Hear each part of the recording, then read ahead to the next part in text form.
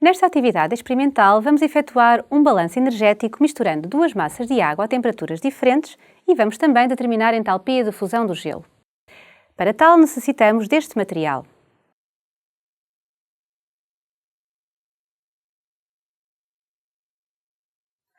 Para começar, medimos numa balança cerca de 100 gramas de água à temperatura ambiente, 24,3 graus Celsius. Repara que o valor da massa, à qual vamos chamar massa 1, é exatamente 100 gramas.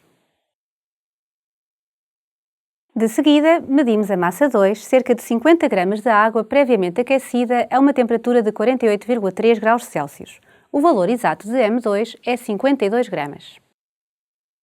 Observa que, para minimizar as perdas de energia para o exterior, os dois gobelés foram reservados dentro de isoladores térmicos de esferovite. Agora misturamos as duas massas de água, deitando a água quente no recipiente que contém a água fria. Tapamos. Introduzimos o sensor de temperatura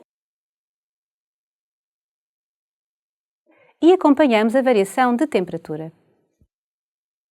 Esta irá aumentar até estabilizar e atingir o equilíbrio térmico. Será essa a temperatura final da mistura.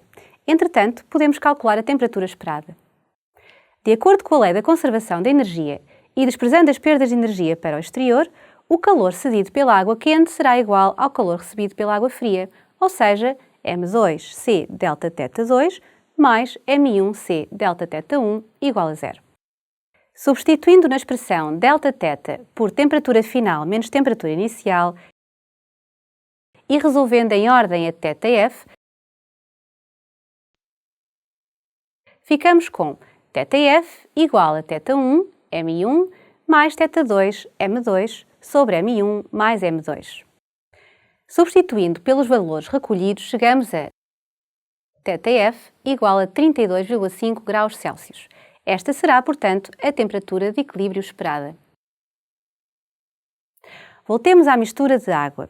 Depois de agitar cuidadosamente o recipiente para uniformizar a temperatura da água, lemos a temperatura final, ou seja, a temperatura de equilíbrio, 32,8 graus Celsius.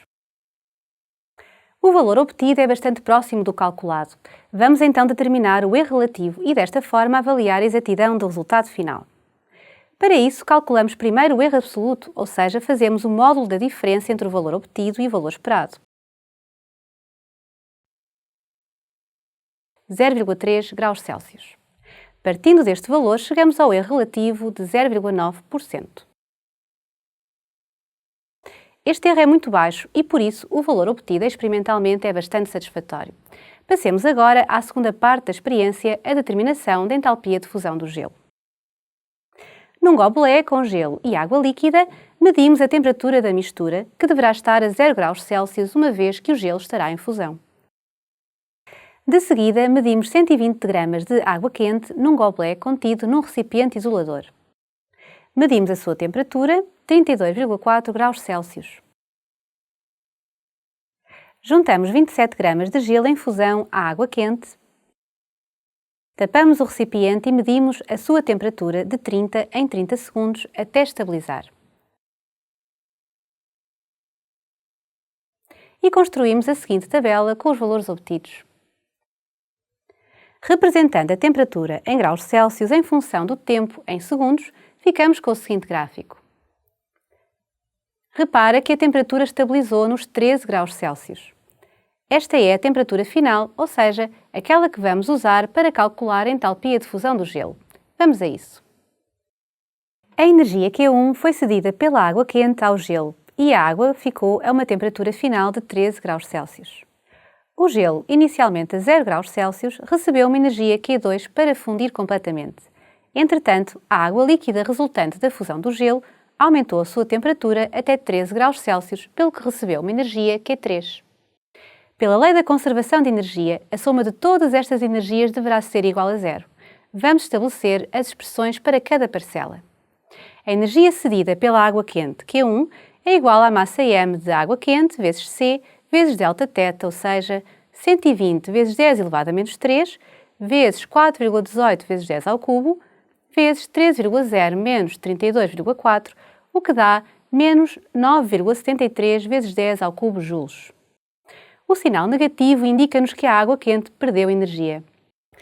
A energia recebida pelo gelo para fundir, Q2, é igual à massa do gelo vezes a sua entalpia de fusão, que é o que queremos determinar, ficando 27 vezes 10 elevado a menos 3 vezes variação de entalpia de fusão. Finalmente, a energia recebida pela água a 0 graus Celsius para elevar a sua temperatura até aos 13 graus Celsius, Q3, é igual a 27 vezes 10 elevado a menos 3 vezes 4,18 vezes 10 ao cubo vezes 13,0 menos 0,0, que é igual a 1,47 vezes 10 ao cubo joules. Assim, aplicando a lei da conservação da energia e ignorando as perdas de energia para o exterior, ficamos com menos 9,73 vezes 10 ao cubo mais 27 vezes 10 elevado a menos 3 ΔHF mais 1,47 vezes 10 ao cubo igual a 0, o que dá ΔHF é igual a 3,06 vezes 10 à quinta joule quilograma menos 1. Comparemos agora o valor obtido com o valor tabelado para a entalpia de fusão do gelo, que é igual a 3,34 vezes 10 à quinta joule quilograma menos 1, e calculemos o erro relativo. O erro absoluto, ou seja, a diferença entre o valor obtido e o valor esperado, é 2,80 vezes 10 à quarta joule quilograma menos 1. Partindo deste valor, chegamos ao erro relativo de 8,4%.